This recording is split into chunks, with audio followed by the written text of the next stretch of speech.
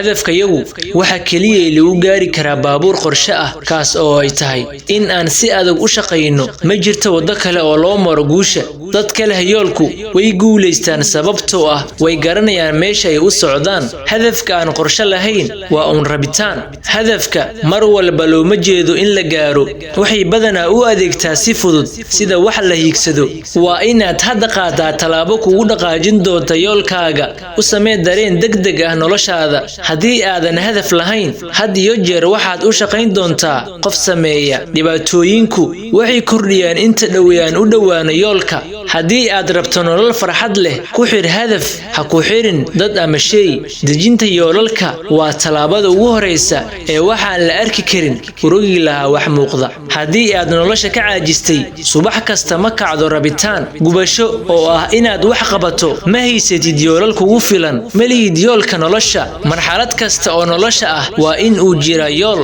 waa in yool jira intaas ayaan kusoo gabagabaynaynaa muuqaalkeena maanta